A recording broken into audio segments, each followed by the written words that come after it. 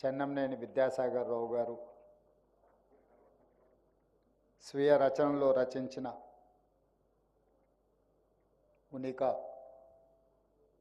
వారి అనుభవాల జ్ఞాపికను ఈరోజు విడుదల చేయడానికి నాతో పాటు ముఖ్య అతిథులుగా హర్యానా గవర్నర్ పెద్దలు బండారు దత్తాత్రేయ గారు, ఒడిశా గవర్నర్ ఖమ్మంపాటి హరిబాబు గారు, కేంద్ర మంత్రివర్యులు బండి సంజయ్ గారు, సహచార మంత్రివర్గ సభ్యులు దుద్దిల్ల శ్రీధర్ బాబు గారు, పొన్నం ప్రభాకర్ గారు, రాజ్యసభ సభ్యులు డాక్టర్ లక్ష్మణ్ గారు, అదేవిధంగా మాజీ కేంద్ర మంత్రివర్యులు సుబ్బరామరెడ్డి గారు, వేదిక మీద ఉన్న పెద్దలందరూ, ఇక్కడికి విచ్చేసిన విద్యాసాగర్ రావు గారి ఆత్మీయులందరికీ కూడా మనస్ఫూర్తిగా ధన్యవాదాలు, అభినందనలు తెలియజేస్తున్నాను. ముఖ్యంగా ఈ నిర్వాహకులకు మనస్ఫూర్తిగా అభినందనలు తెలియజేస్తున్నాను. నా 35 సంవత్సరాల విద్యార్థి దశ నుంచే ఈరోజు తెలంగాణ రాష్ట్ర ముఖ్యమంత్రిగా బాధ్యతలు చేపట్టిన ఈ సందర్భం వరకు వివిధ దశలలో పరిచయమైన వాళ్ళు, కలిసి పనిచేసిన వాళ్ళు, మిత్రులు, ఆదర్శంగా తీసుకున్న పెద్దలందరినీ ఒక వేదిక మీద కలవడానికి ఈ సందర్భం చాలా ఉపయోగపడ్డది. అందుకే నిర్వాహకులను మనస్ఫూర్తిగా నేను అభినందించదలుచుకున్నాను. విద్యాసాగర్ రావు గారు అని పిలిస్తే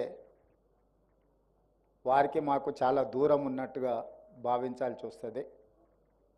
వారికి కావలసిన వాళ్ళు, వారిని అభిమానించే వాళ్ళందరూ వారిని సాగర్జీగానే గుర్తిస్తారు, సాగర్జీగానే పిలుస్తారు. మా అందరికీ వారు సాగర్జీనే.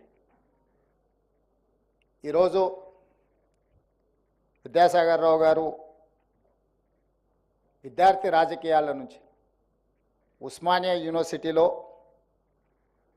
వారు అఖిల భారతీయ విద్యార్థి పరిషత్ ప్రతినిధిగా ప్రారంభమై ఆ తర్వాత శాసనసభ్యుడిగా 3 సార్లు బాధ్యత నిర్వహించి ఆ తర్వాత ఉమ్మడి ఆంధ్రప్రదేశ్ భారతీయ జనతా పార్టీ అధ్యక్షుడిగా, ఆ తర్వాత కేంద్ర సహాయ మంత్రిగా, ఆ తర్వాత ఈ దేశంలోనే ఒకటి అత్యంత రాజకీయ చైతన్యం ఉన్న రాష్ట్రం అయితే ఇంకొక రాష్ట్రం ఈ దేశ ఆర్థిక వ్యవస్థనే శాసించగలిగిన శక్తి సామర్థ్యాలు ఉన్న రాష్ట్రం. 2 రాష్ట్రాలకు ఉమ్మడిగా గవర్నర్గా వారి బాధ్యతలు నిర్వహించారు అంటే వారి సమర్థతను నరేంద్ర మోడీ గారు గుర్తించి వారికి మహారాష్ట్ర, తమిళనాడు గవర్నర్గా అవకాశాలు ఇస్తే 2 రాష్ట్రాలను సమర్థవంతంగా గవర్నర్గా వారు బాధ్యతలు నిర్వహించి తెలంగాణ యొక్క గౌరవాన్ని వారు నిలబెట్టినరు. నిజంగా వారి అనుభవం,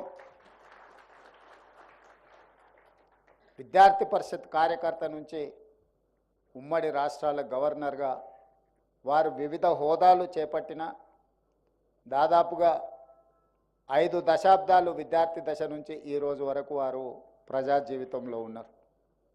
ఇంత సుదీర్ఘకాలం ప్రజా జీవితంలో ఉన్న వాళ్ళు ఆరోపణలు ఎదుర్కోకుండా ఈ రోజుకు సమాజం అంతా గౌరవించేంత జీవితం వాళ్ళు గడిపారంటే మన అందరం కూడా పెద్ద ఎత్తున చప్పట్లతో వారిని అభినందించాల్సిన అవసరం ఉన్నది.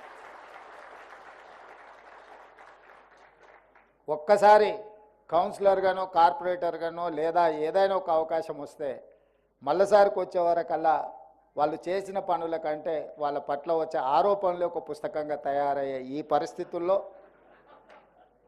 5 దశాబ్దాలు ప్రజా జీవితంలో ఉండి ప్రతిపక్షాలు కూడా సిద్ధాంతపరంగా వారిని విభేదించి ఉండొచ్చు, విధానాలలో వ్యతిరేకించి ఉండొచ్చు, కానీ వ్యక్తిగతంగా వారిని ఎవరు ఎప్పుడు వ్యక్తిగతమైన ఆరోపణల విషయంలో కానీ వారి యొక్క తీసుకున్న నిర్ణయాల పట్ల ఎలాంటి ఆరోపణ లేకుండా వారు తెలంగాణ సమాజానికే ఆదర్శంగా నిలబడే రాజకీయవేత్తగా రాణించిండ్రు. ఇలాంటి వాళ్ళు చాలా అరుదు. ఈరోజు ఆనాడు ఉస్మానియా యూనివర్సిటీలో